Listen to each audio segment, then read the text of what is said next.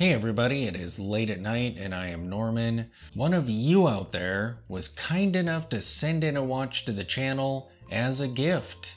Many of you would recognize this individual from the comments, ahem, large fish. And he sent in a Seiko Chronograph watch. This piece right here. It just arrived, so tonight we'll be taking a first look at it, get some first impressions of it, and do a quick wrist shot. I'll spend some time with it and do a full review of it in the future. So let's get started.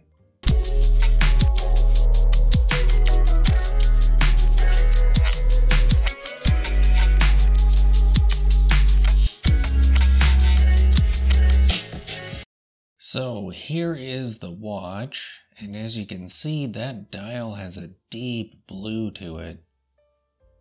It's sunburst, almost like a cocktail time or something. When I saw this in person, the thing that stuck out the most was that dial and those sub-dials. Kind of difficult to capture on film, but they almost resemble the sub-dials on a black dial Daytona. They are definitely the stars of the show on this watch. It's a larger watch. I'm not sure exactly how large it is. As you can see, there's details around the edge of the case. If I take my calipers and put them between here and tuck them right in there by the crown, I get a measurement of 42 millimeters.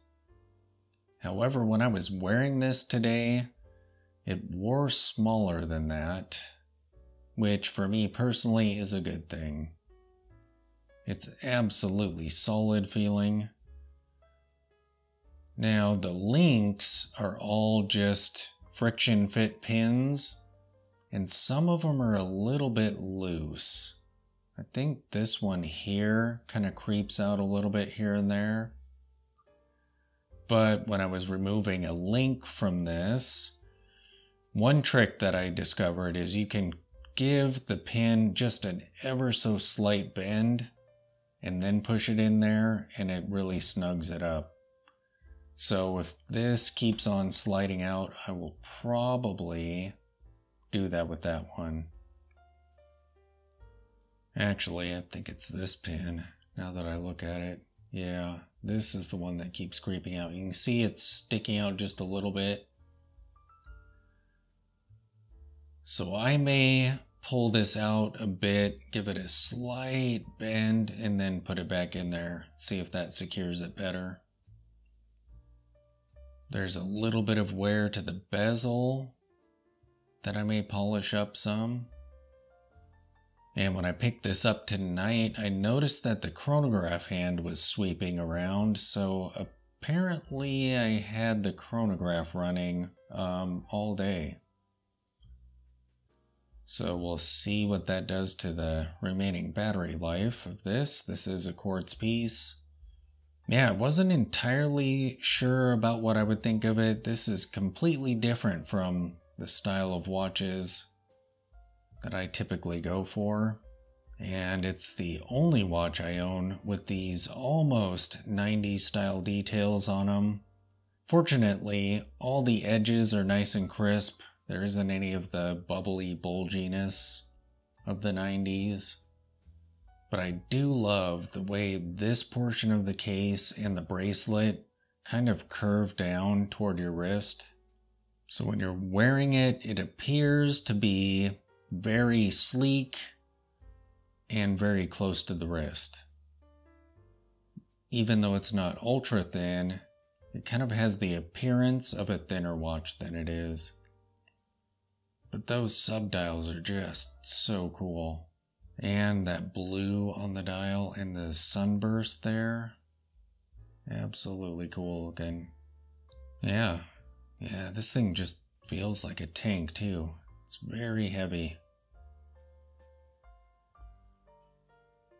Alright, so let me take off my Juvenia watch. And this piece was also a gift to the channel. And just look at how brilliant this watch is. That dial is so Bauhaus. Oh, I am so grateful for this watch. Thank you so much for gifting it to the channel. Brilliant. Let me take this off and we'll see what this Seiko looks like on my wrist. And here is the Seiko Chronograph on my 55mm wide 7-inch wrist.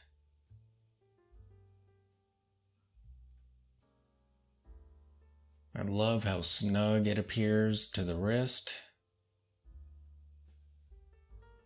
And again, that dial and those subdials. They just look amazing. This watch definitely seems to wear a bit smaller than it is on paper, which is interesting. That deep blue color is great. I now own a blue dial watch. That is interesting. Definitely a solid watch. There's a lot of details on the case, but I feel like that dial just kind of outshines them and subdues them a bit.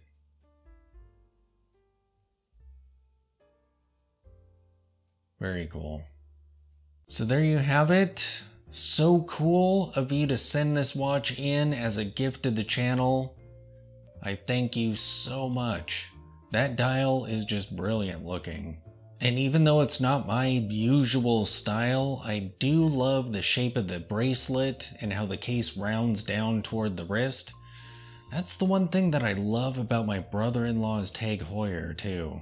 Every time he would come over wearing it, it just looked so sleek on his wrist. So I'll be wearing this a bunch, kind of get a feel for it before I do a review of it. Thanks again, and thanks for watching.